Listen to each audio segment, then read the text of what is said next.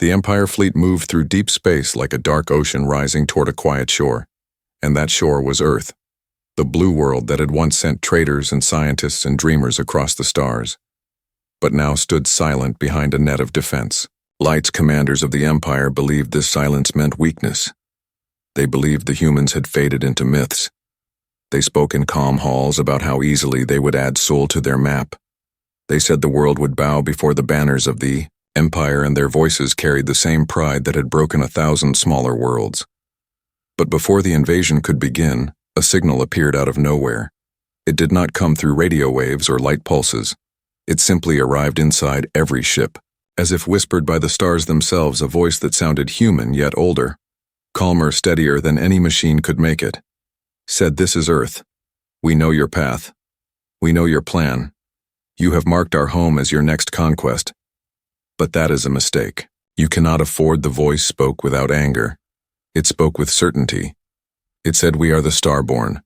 We are what remains of humanity, and we will not let you cross this line. Turn back now and live on the bridge of the Empire." Flagship. Silence fell. Officers looked at each other, unable to trace the source. Every frequency was clean, every sensor blind. The Admiral ordered the signal to be found, but every trace ended in nothing, as if space itself had spoken to them. The voice returned and said, "When you left us centuries ago, you thought Earth would fall to dust. We endured the long winters alone, we rebuilt in silence, and we learned how to bend the dark." The voice said, "We promised our children that no foreign power would ever again decide our sky." The words echoed through steel corridors and into the bones of every soldier listening. Lisa, a young captain serving on a midline cruiser, felt something stir in her chest. She remembered an outpost she had once seen on the Empire's rim, where human ruins still stood. She remembered stories told in whispers of a people who once fought the impossible and won. She had dismissed them as bedtime tales, but now she was hearing that same voice, and it felt too real to deny. The Admiral tried. To regain control, he ordered a destroyer to fire a warning burst to remind the intruder who ruled the stars. Beams of bright energy crossed the void and struck a point of darkness, and then the light bent away like rain on glass. The fleet's sensors went blind for a heartbeat. When they cleared, there was a shape before them. A single ship, smooth and silver gray. Its hull alive with faint blue lines, it carried no emblem, but one word glowed near its center: Starborn. The Empire crew stared in disbelief. The ship had appeared without a jump flare, without a signature of engines, as if it had always been there waiting. The Admiral gave orders to lock targeting arrays, but every lock failed. Systems looped in confusion. The strange ship sent one more transmission. It said, "You have tested our patience. Your warning shot has been received and forgiven. No harm will come. If you leave now." There is no hate in this defense, only a promise kept across the fleet. Tension built. Some officers whispered that humans were supposed to be primitive, that they were supposed to have vanished after the old wars. Others said that maybe the legends of the Starborn were true, that humans had hidden and evolved in silence while the galaxy forgot them. The Admiral refused to yield. He sent a probe armed with a small explosive charge to scan the alien ship halfway through its path. The probe slowed as if caught by invisible hands and drifted aside harmlessly. The Starborn voice spoke again. It said, "Your weapons cannot enter this sky. There are refugees from your own wars here, and they are under our protection." The Empire networks across dozens of worlds received the same message. Workers paused, traders froze, soldiers listened, and children in learning halls looked at each other in wonder. None of them had ever heard a human voice before, and yet it felt familiar. It carried something that touched memory itself. The Admiral on the flagship stood still, and for the first time in his long career, he felt a sliver of fear. He asked the voice, "What will happen if we continue?" And the answer came calm and cold. "If you move forward, you will learn what Earth became when no one stood for it." And the stars around them flickered, like eyes opening one by one. Proof of power. The fleet held its position at the edge of Sol system, each ship waiting for orders that never came inside the flagship.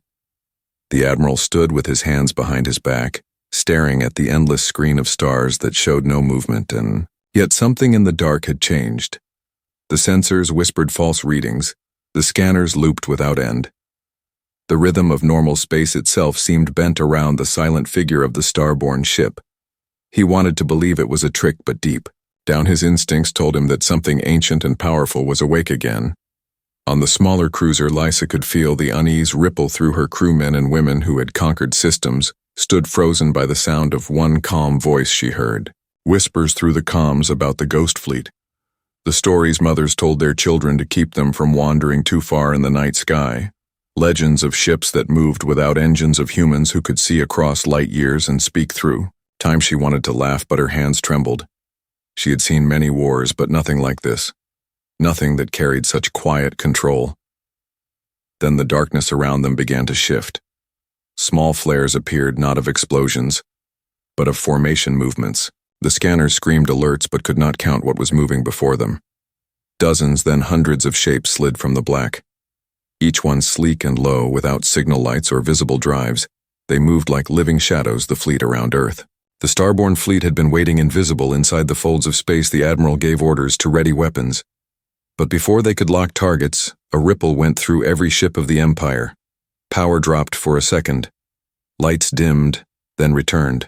The Admiral demanded status, and the engineer said something impossible, that their energy cores had just been scanned from the outside, measured and mapped as if by a god looking through glass. The Starborn voice returned. It said, "You wished for proof. Here is the proof." A map appeared on every Imperial screen showing each ship's position, every weapon's charge, every captain's heartbeat. The entire formation exposed by a single whisper of data. The Admiral shouted to shut it down. But no one. Could the map was alive, updating every second? Then the voice said, "We do not want war, we want understanding."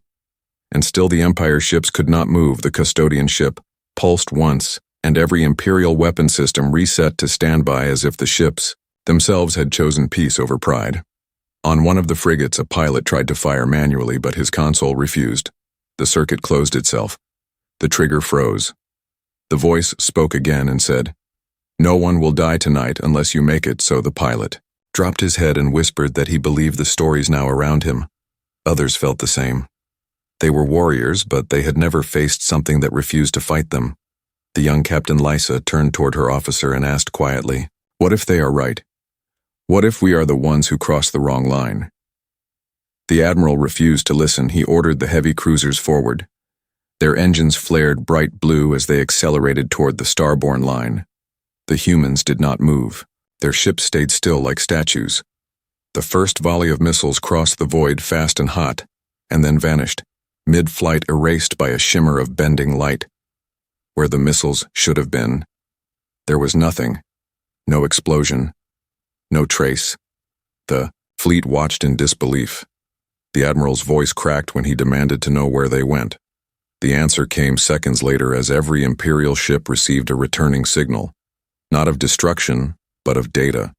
The missiles had been caught, analyzed, and returned as harmless energy bursts, forming the shape of the Terran emblem across the sky. The people on the Empire's nearby colonies saw it too, a glowing pattern stretching across the void, the shape of a spiral wrapped in a circle. The ancient, human mark, meaning unity through endurance. Traders, miners and farmers stared up and felt a strange warmth in their chests. The rumor spread that humanity had returned, not as conquerors but as protectors, that Earth had not fallen. It had risen. The Starborn voice spoke to all again. It said, "This system is not your hunting ground. This world is not your prize. We do not seek vengeance. We seek balance. We learned the cost of pride long ago. Do not make us teach it again."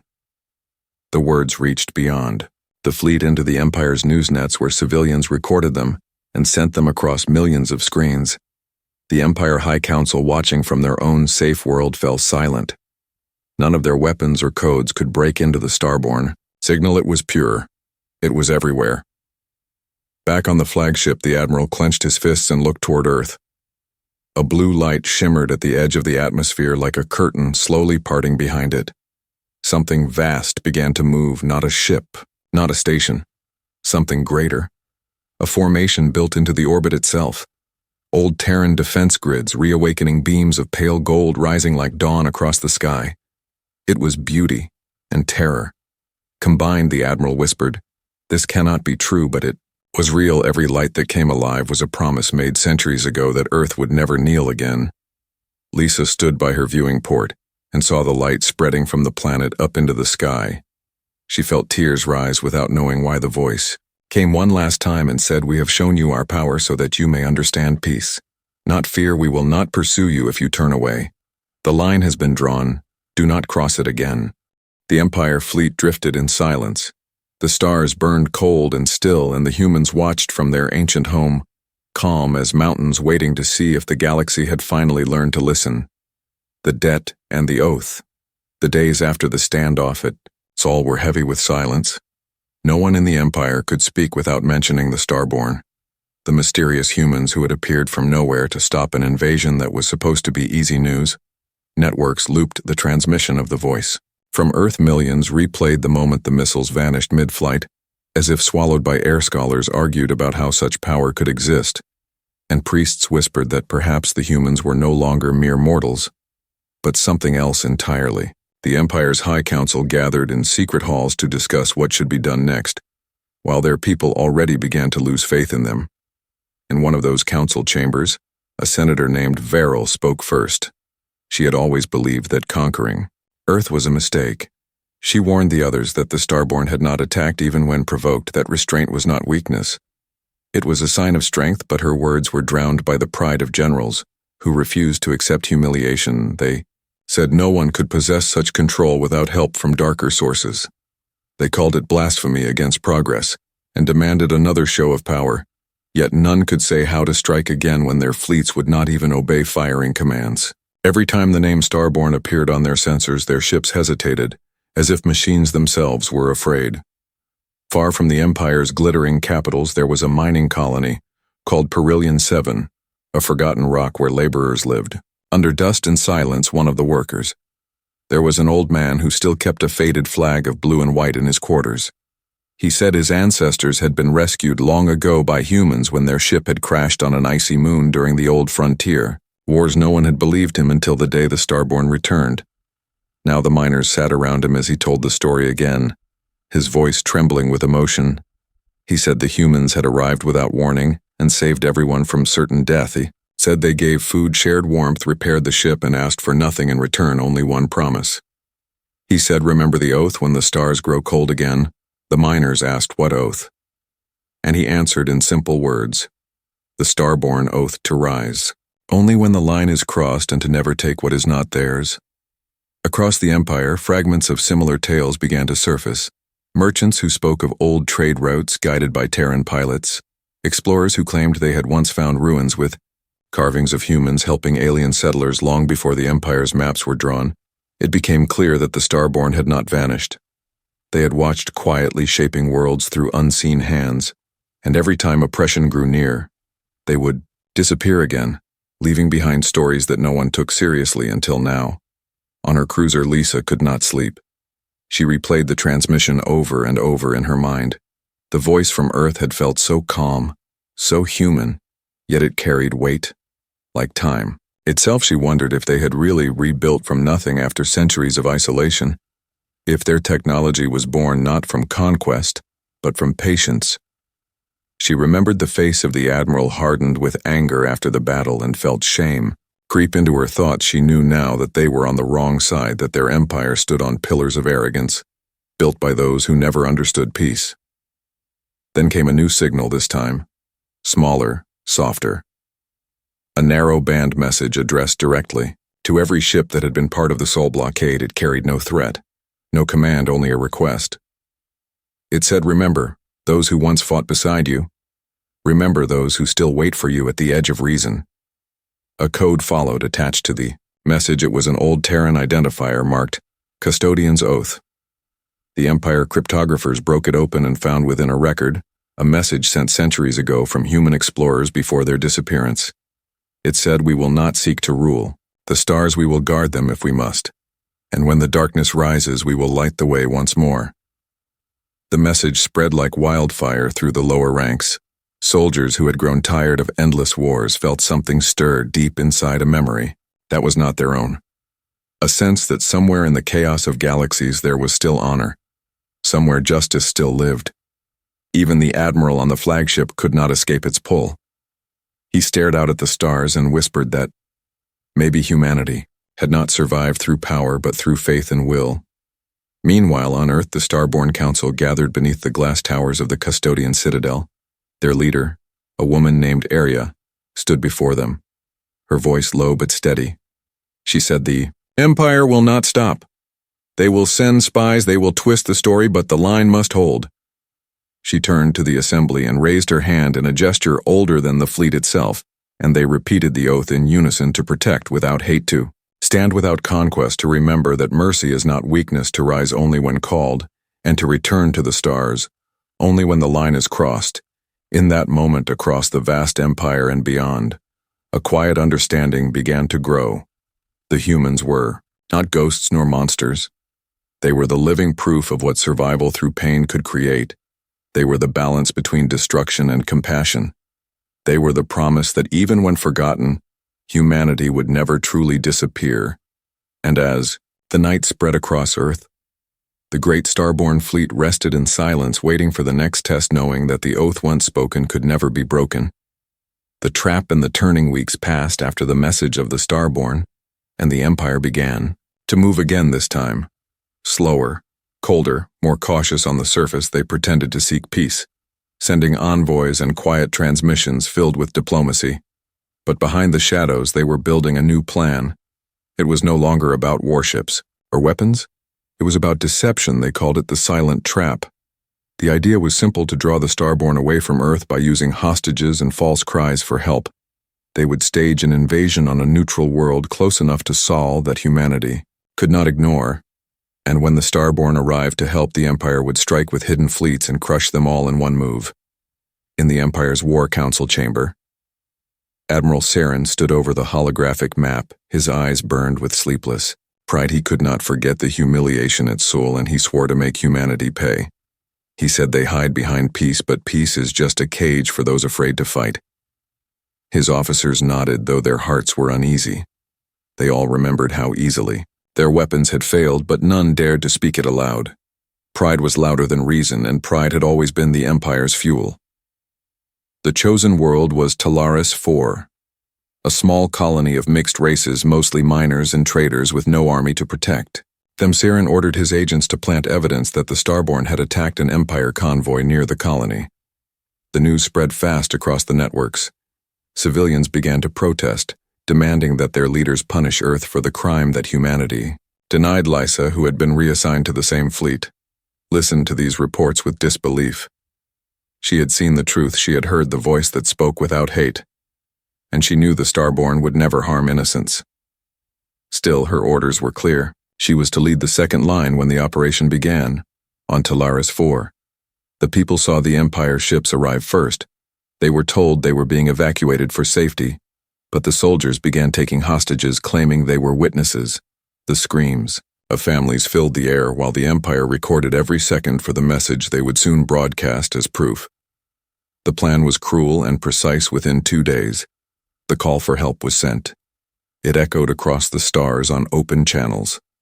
Someone begging for rescue from Starborn attacks, and it did not take long before an answer came. The sky above Talaris turned white, with a silent ripple. 3 Starborn ships appeared, drifting like ghosts, their hulls glowing with calm blue light. They sent a transmission that said, "This is not your war. We are here to protect your civilians. Release them and we will leave peacefully." Saren smiled from his command chair in orbit and gave the signal. The trap closed. 100 cloaked ships dropped from the shadows, weapons armed and engines roaring. A storm of plasma fire streaked toward the Starborn fleet. The people below watched the sky burn, but what they saw next defied all reason. The Starborn ships did not fire back. Instead, they expanded a sphere of light around themselves. Every blast that entered the sphere slowed and dissolved into harmless dust explosions, turned into clouds of glitter. The Empire's most powerful cannons might as well have been throwing stones. Lysa stared at her screen frozen. Her sensors reported that the Starborn ships were redirecting the energy of the attacks not toward the Empire, but back into the colony's shield grid, keeping the civilians safe. It was defense so pure, it looked like mercy. Then came the moment that changed everything. One of the hostages, a child, escaped into the open. His mother's screams reached the Starborn transmission before anyone could stop it, and one of the ships descended, breaking formation to shield him. The Empire gunners took it as weakness and fired together.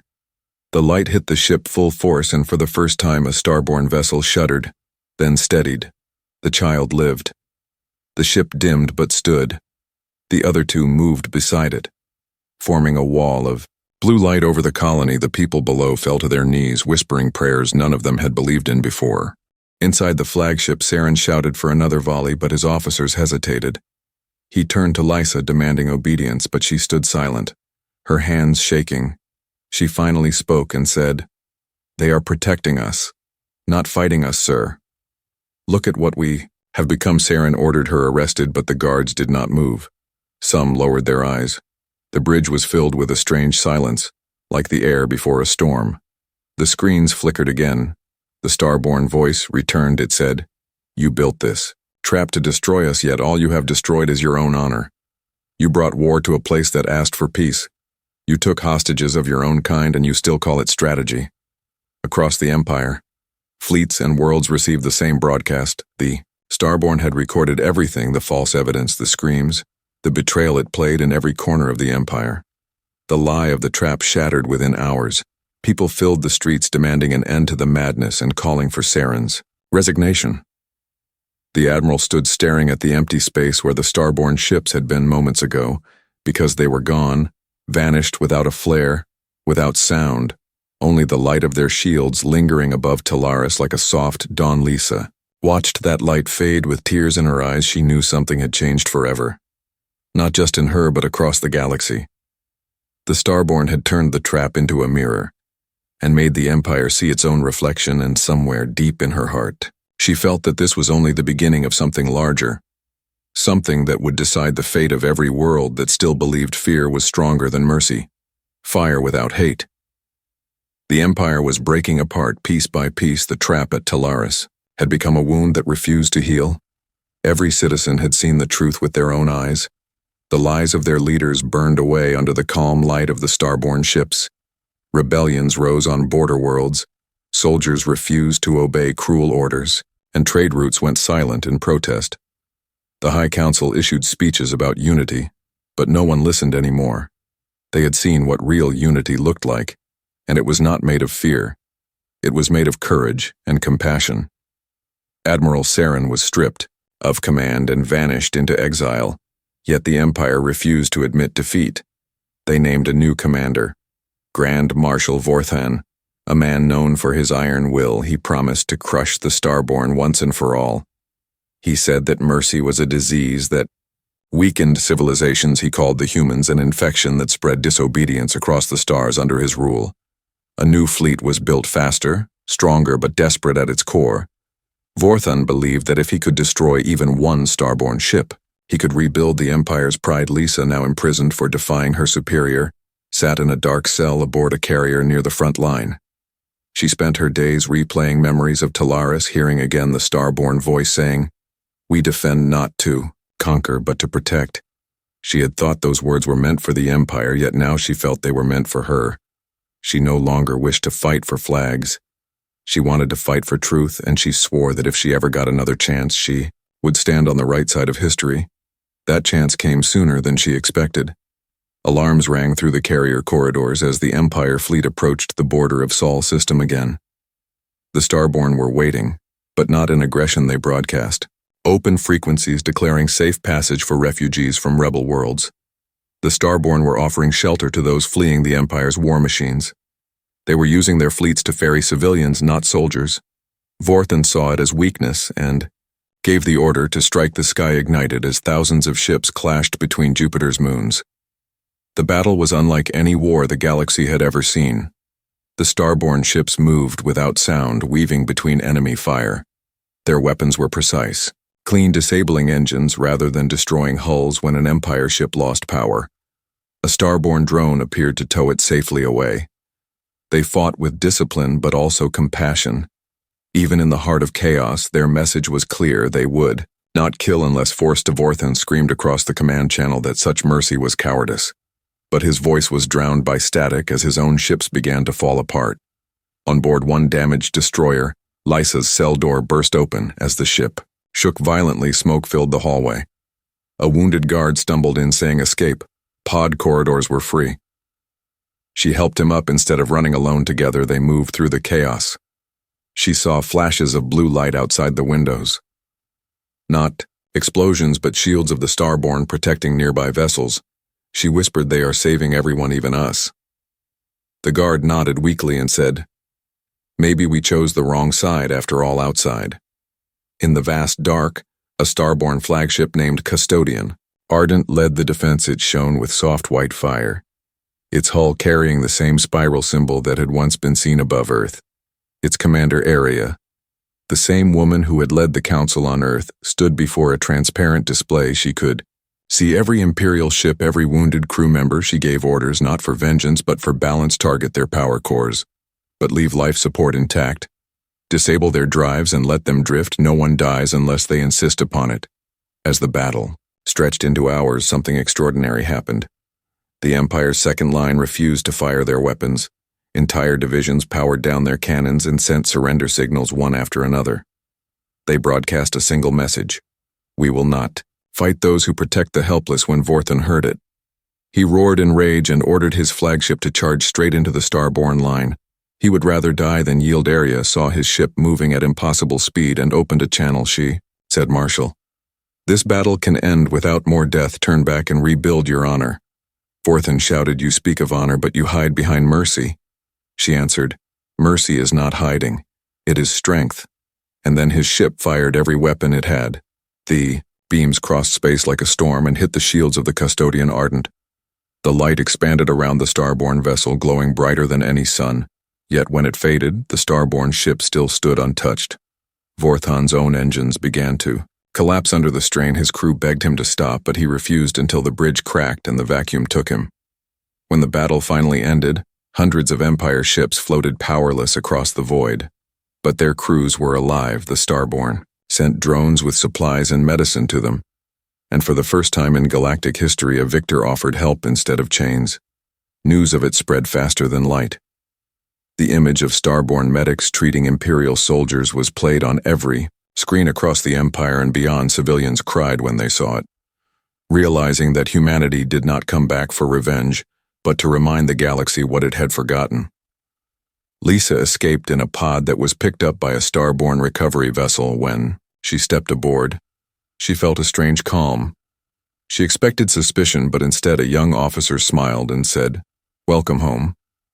She looked out the window and saw the Earth rising in the distance, its blue glow filling the dark, and for the first time, she understood what the Starborn had been fighting for. It was not power. It was peace born from fire without hate. The doorway, and the choice. After the battle near Jupiter, the galaxy was quiet, but not at peace. The Empire's broken fleets drifted in the dark. While the Starborn continued their work of mercy, they repaired enemy hulls, guided refugees to safe routes, and built corridors through war zones where any vessel could pass unarmed and unharmed.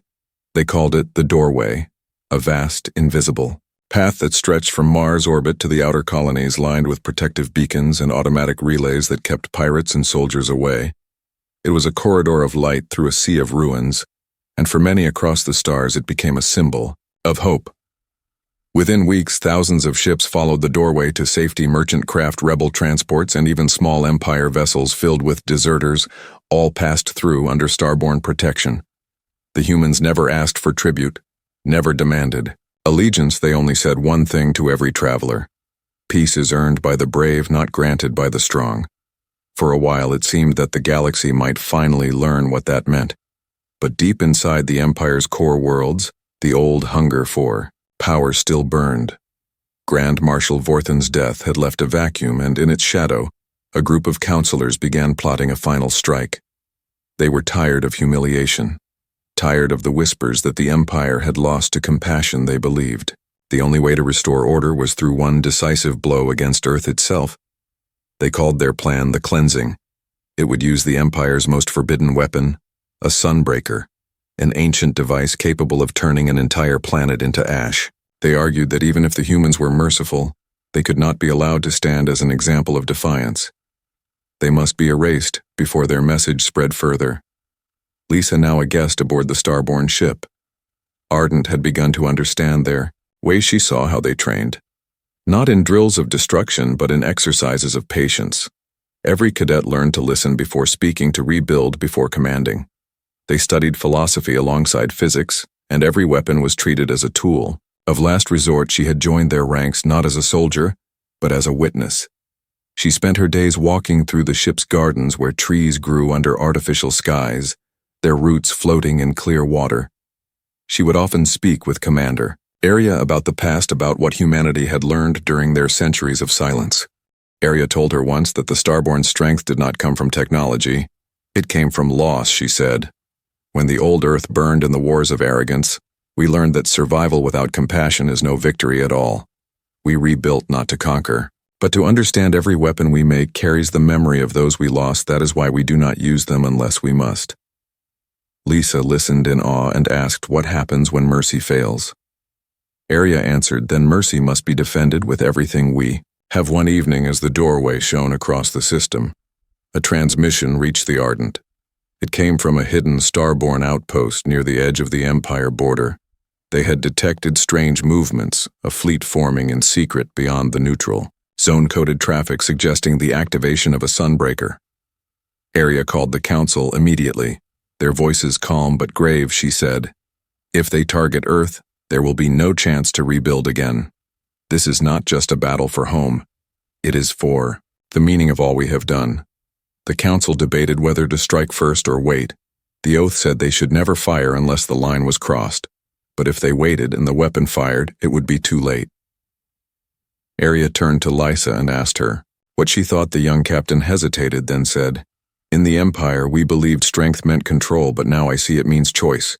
If you strike first, you become them. If you wait, you might lose everything. Perhaps the right path is neither. You must open the doorway to them, show them mercy even now so they see the truth before it is too late. Arya stood in silence, then nodded. The next day, the Starborn transmitted an open message across the Empire. It said, you hold the power to end worlds, we hold the will to save them. If you bring death to our sky, we will answer. But if you come to the doorway, we will meet you not as enemies but as kin. The message spread faster than fear across the Empire, reaching soldiers and civilians alike, and among those who heard it was an officer newly promoted to command of the cleansing fleet. Her name was Captain Leora, the former student of Admiral Saren. She had grown up believing Earth was a myth until the Starborn appeared, and now she stood between her orders and her conscience. Leora gathered her bridge crew and spoke quietly. She said, we are about to become monsters if we follow this command. The Sunbreaker will destroy not just a planet, but everything that still believes. In mercy, I will not fire that weapon if any of you wish to turn me in. Do so now, but know that history will remember our choice. None moved. None spoke. One by one, they powered down the firing grid and turned their ship toward the doorway in defiance of the Empire. When Arya saw the incoming signal from Leora's fleet, she smiled for the first time in many weeks. The ships were coming not to attack, but to surrender. The doorway flared brighter than ever, guiding them through light and silence. The choice had been made not by war or fear, but by courage in that moment. The Starborn knew that their message had reached at least one heart, and perhaps that was all it ever needed to truly change the galaxy. The end of the threat. The doorway burned, brighter than any star that night, its light stretching from Earth's orbit to the distant edges of the Empire like a bridge between fear and faith. Every ship that entered it did so in silence, as if afraid to break the moment. Leora's fleet drifted forward, their engines dim, the crews exhausted but unbroken. They had turned away from the cleansing weapon, from the madness that would have erased a world they had been taught to hate, when the first of their ships passed through the Starborn. Perimeter, no weapons locked, no shields raised. The Starborn did not fire. Instead, soft pulses of light guided them through as if welcoming lost travelers home. On Earth, millions watched the broadcast. The Starborn had opened their communication networks to every world so that no one could twist the truth again. Children stood in the streets looking at the skies where streaks of light crossed the night. Old veterans who had once fought in wars against empires wept openly for the first time in years. The voice that spoke from orbit was calm and steady. "This is not surrender," it said, "this is awakening. The empire has been blinded by pride, but within its heart, there still beats courage today. That courage has spoken not through conquest, but through choice inside her command deck." Arya stood before the great panoramic glass of the custodian Ardent, watching as more ships emerged from the doorway. She turned to her officers and said, "Every battle ends, but not all wars do. Some continue inside the hearts of those who survive. Our duty now is not to punish but to heal." She ordered medical transports toward the surrendered fleets and rescue shuttles toward the crippled ships still floating near the border of the Sol system. None of her crew hesitated. They had seen too much suffering to want vengeance. Far away on the Empire's capital world, the High Council tried to regain control. They ordered loyal fleets to intercept the defectors, but none obeyed. Their commands went unanswered. Their own soldiers broadcast messages of peace. Instead, the empire that had stretched across 1,000 worlds was collapsing, not through fire, but through truth. Barel, the senator who had once spoken against the invasion, now addressed the people. From the Grand Dome, her voice carried through every channel. She said, "For generations we have ruled by fear. But fear builds nothing today. The Starborn have shown us what it means to endure. They did not destroy us when they could. They offered us a hand when we deserved none. We will rebuild not as an empire but as free worlds, among the rescued ships." Lisa moved between rows of wounded soldiers, helping them from their stretchers. She wore the simple gray uniform of the Starborn now, and the crew greeted her with quiet respect. One of the soldiers asked her why she helped them after everything the Empire had done. She smiled faintly and said, "Because someone once told me that mercy is not weakness, it is strength." The soldier lowered, his eyes ashamed, and whispered that he wished he had understood that sooner. She touched his shoulder and said, "It is never too late to understand." Later that day, Leora arrived aboard the custodian Ardent. She walked through its long white corridors, unsure of how she would be received, but Arya met her at the entrance and offered her a hand in greeting. There was no accusation, only gratitude. Arya said, "You have done more than you know by refusing to fire. You have opened a path that words alone." Never could. Leora bowed her head and said, "I only followed what I finally knew was right." Arya looked at her and replied, "That is the hardest order to follow." Weeks passed. The fleets of the Empire disbanded one by one, and for the first time in centuries, the Sol system became a place of gathering instead of battleships from distant colonies came to see Earth not as a target, but as a teacher. The ruins of old wars were turned into archives of peace. The Starborn shared their knowledge carefully, teaching others how to rebuild without dominance, how to grow without greed. And while many came to learn, few truly understood what made them strong. It was not the technology, it was the will to endure without hate. On the day the final treaty was signed between the remnants of the Empire and the Starborn Confederation, Arya stood before the United Assembly. She spoke simply, "We do not seek thrones, we seek balance. Earth will never again rule the stars, but it will always stand ready to protect.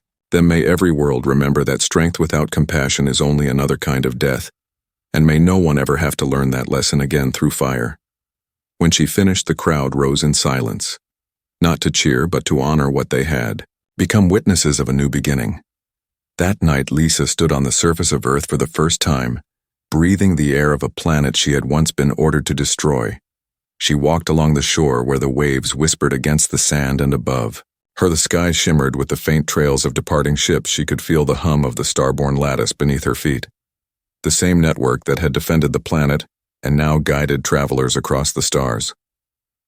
She knelt down, touched the wet sand, and whispered, "I understand now. This is what home feels like." In orbit, the custodian Ardent drifted quietly, its engines off, its lights dim, a symbol of peace rather than war. The last transmission it sent before entering silent watch mode carried only one message across the stars: "We were once broken. We rebuilt not through conquest but through compassion. This is the legacy of Earth. The line has been drawn, and the stars are safe again." And so the story of the Starborn came to rest. Not in the thunder of cannons or the roar of victory, but in the steady heartbeat of peace. The galaxy had learned that humanity was not gone. It had only been waiting for the right moment to remind the universe what it truly meant to be alive, and as the doorway finally dimmed into the soft glow of dawn, Earth remained awake, watching over the endless sea of stars, the last light of Starborn. The galaxy held its breath as silence spread across every system, not a hum of engines, not a flicker of weapon fire, only the soft glow of the Starborn ships marking a boundary. No one dared to cross Earth, hung like a jewel in the void. Blue oceans reflecting the distant suns and cities still standing under skies that had been defended by those who refused to kill without reason. The fleets of the Empire drifted powerless yet alive, their crews staring out at the stars in awe and disbelief. They had seen a strength they could not understand, a will that had endured centuries of solitude and hardship without hatred. Lisa walked along the quiet streets of her city. The air smelled of rain and metal and possibility. She looked up as the last Starborn ships glided silently above orbit, each vessel casting a faint blue light. Over the land below, she felt the weight of what had passed, the battles, the lies, the traps, and the countless choices that had been made in silence and secrecy. The humans who had once been thought myths had shown the galaxy that power alone was nothing without conscience and mercy. She felt the hum of the Terran lattice beneath her feet, as if the planet itself remembered every heartbeat of those who had come to protect it. Across the Empire, worlds where rebellion had taken root, children played freely in streets that had once known only fear. Traders opened their markets and spoke openly, without whispers of allegiance. Soldiers laid down their arms, and for the first time in decades, the name of Earth was spoken not as a threat, but as a promise, a symbol of hope that one could stand without conquering. One could protect without destroying. The Starborn had not sought vengeance. They had only drawn a line and reminded all who watched that mercy carried its own power, high above, in orbit. Commander Aria stood on the bridge of the Custodian Ardent, her hands resting lightly on the console. She felt the hum of every lattice node pulsing through the ship. The Starborn fleet had done what was necessary, and now waited in quiet. Vigilance, not for revenge, not for conquest, but for the day the galaxy might truly learn that strength without compassion is hollow. She watched as the last Imperial vessels turned toward the doorway, choosing to pass peacefully under her guidance, and a small smile crossed her face, knowing the oath had been honored and the line had held on the surface. Lysa knelt and placed her hand on the warm sand. The tides whispered in answer, and she closed her eyes. She imagined the countless generations of humans who had lived and died in silence, the ones who had built without glory and endured without recognition. She whispered a promise that their patience and courage had not been in vain. She felt the calm certainty that humanity had left a mark far greater than fear could ever achieve, that the Starborn legacy would ripple through time as a reminder that even in darkness, one could shine without destruction.